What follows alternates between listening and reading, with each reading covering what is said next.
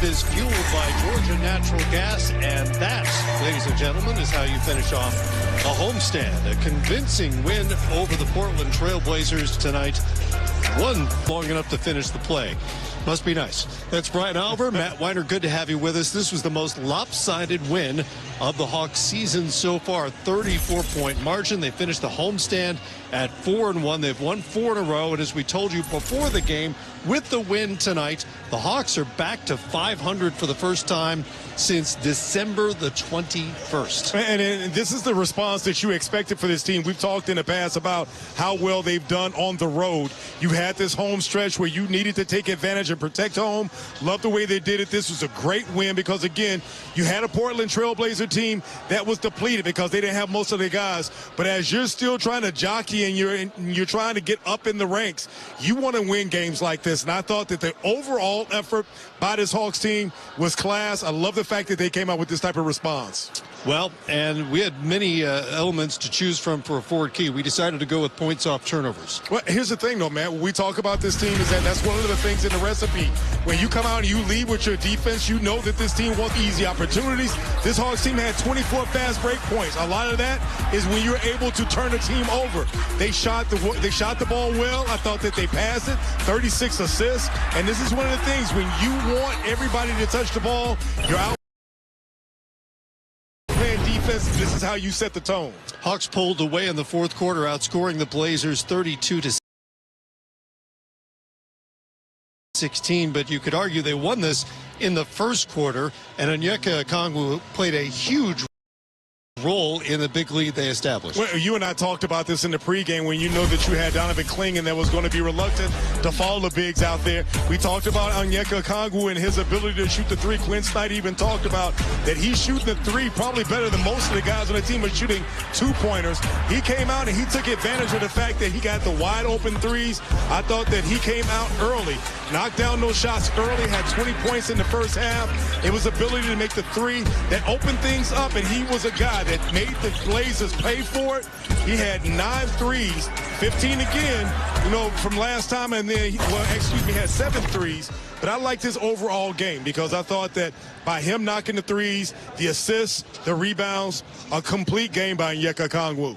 25, 10, and 6, 7 of 12 from three-point range. Overall, that's one of Onyeka Okongwu's best games as an NBA player. Bench had plenty of opportunity to get involved, and they wind up with 56 points, including those spectacular dunks by Kuminga. But here's the thing, is that when this is what you want as you get down the stretch of games, is to be able to have your starters come out and play well, but also your bench. There are going to be times like Jalen Johnson didn't have one of his signature games today, and you want other guys to step up, and I thought the bench came in and filled in beautifully. You mentioned Risa Shea. He only had 5 points. Nothing about his box score night is going to stand out in particular, but we talked at halftime. I thought his defensive commitment, his motor, were the kinds of things that'll keep him on the floor. Well, here's the thing. Quinn Snyder often talks about he doesn't want to judge him by the amount of points that he scores. This team has plenty of playmakers, plenty of scorers. I think when you look at Zachary Risa-Shea and how he plays, his energy defensively, the rebounds, and the fact that with his athleticism, he makes plays for other guys. I thought that he came in and played well. Obviously, some people may want to sit back and have him score more points, but that's not what the Hawks needed tonight.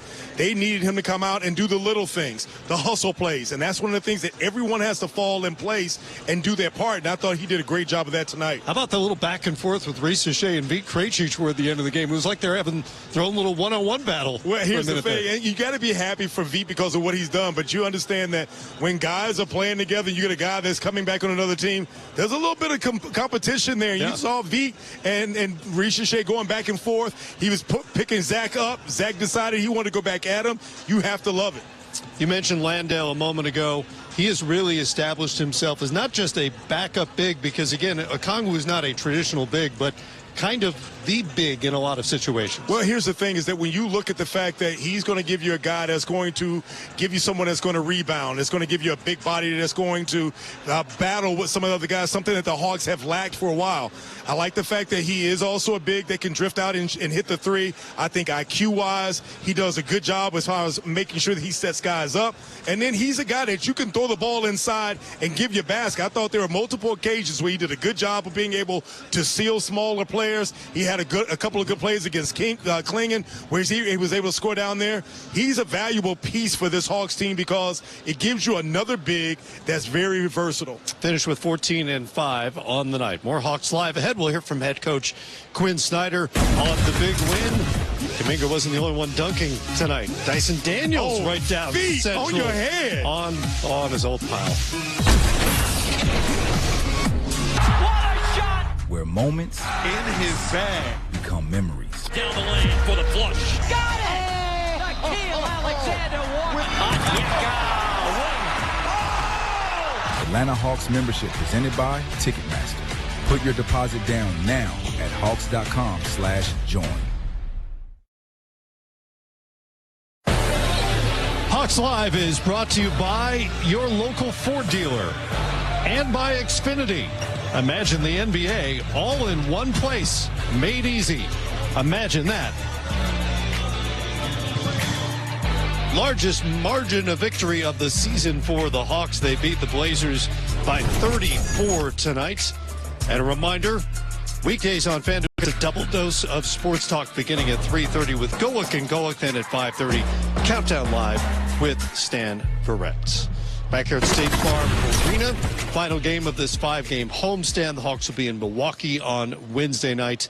Dyson Daniels had another one of those flirting with a triple-double sort of games that he tends to have where the scoring total isn't a ton, but there's a whole bunch of stuff in the box. But I thought that he was impactful in so many different ways. And we look at Dyson Daniels, he's one of those guys that, is going to give you buckets. And you saw tonight he had 19 points. I thought that he did a good job as well as being able to balance getting his teammates involved, understanding when to penetrate, when to go for his offense, when to find guys in the reads.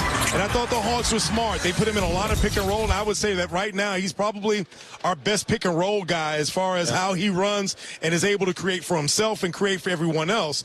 And it gives this Hawks team another dimension because prior to him being on this team, it was more so guys passing the ball around, cutting. But when he's on the floor, it's a different dimension because he can go get you a bucket.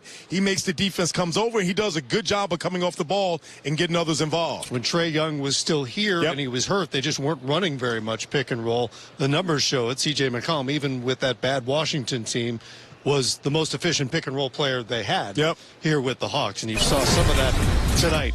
5 assists. And Jonathan Kuminga with 20 off the bench. I think that's a 50. That's a 50. Ooh, it's pretty good. Man, pretty good. The windmill. And the second one might have been more impressive. Yep, I agree.